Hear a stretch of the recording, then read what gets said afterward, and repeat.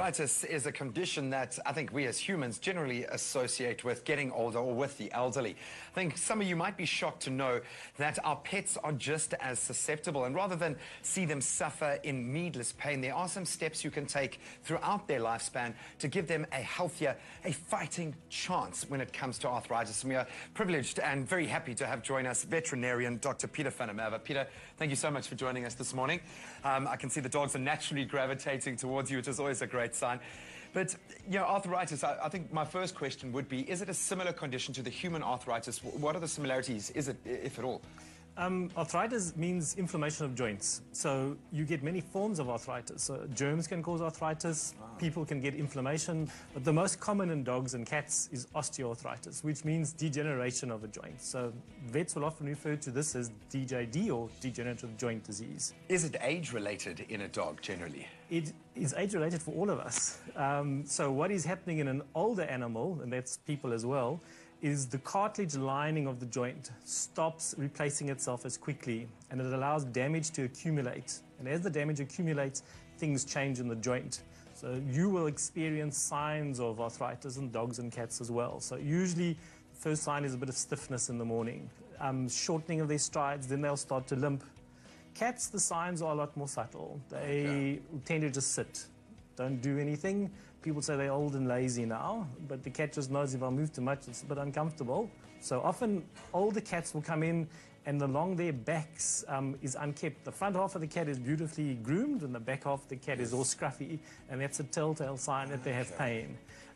Cats especially don't want you to touch sore places. Sure. So if you put your hand there, they'll go and hold your hand and tell you not to do that. Maybe they even bite you if you don't listen.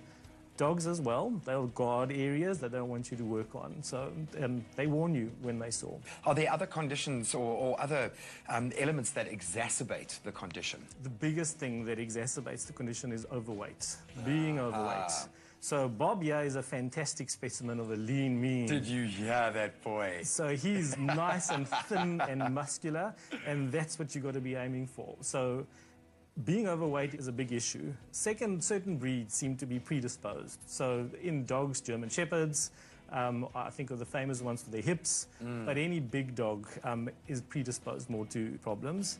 And then if you live a very active lifestyle and you hurt yourself, so you twist your knee, or you tear a ligament, or you do something like that, that is also going to predispose you to arthritis. Regardless of the condition of your dog, to make sure that they are better protected against it, where do we start when helping our four-legged friends? I think the first thing is go to the vet. You need a diagnosis. The guys need to check out what's going on and stage where this arthritis is, and often there will be a few places in the body, not just one. Once we've got that done, then we'll formulate a plan of how to manage it. So for most dogs, that plan is going to be control the pain. So we're going to use non-steroidal anti-inflammatories.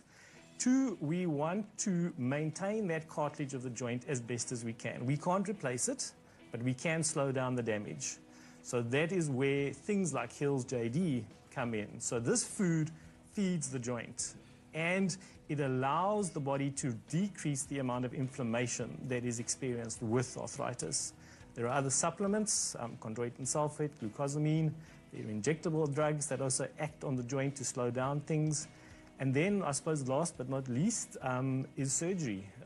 You can even replace joints nowadays in dogs. How does this kind of nutrition feed into the health of the joints? What's going on in the science behind the product? Okay, so JD has super amounts of omega-3 fatty acids. So omega-3 fatty acids in the body act as anti-inflammatories. So I will explain to clients that if a cell is hurt or if a structure is hurt, it sends a message to the rest of the body to say, I'm hurting and things are going to happen because of that. So the body will respond.